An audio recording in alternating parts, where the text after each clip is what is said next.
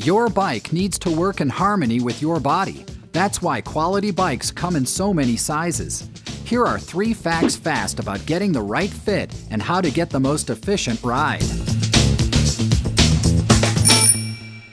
There are really 2 measurements on a bike that need to fit you: the distance from seat to pedals and from seat to bars.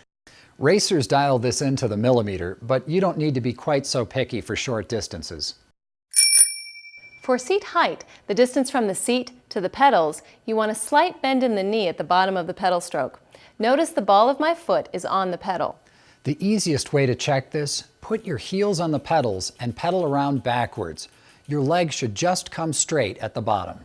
This gives you maximum muscle efficiency. For more comfort, you might want to lower the seat a bit to get your feet on the ground when you stop. But don't go too low or you might cause knee strain. Remember that racer? She wants to be bent way forward. At 30 miles an hour, aerodynamics are a big deal. Around town, you want to sit up straighter. It's more comfortable, plus you can see and be seen much better. If you're not sure, ask the bike shop. They'll be glad to help. However you set up your bike, don't hesitate to make small adjustments to get the right fit and feel for you.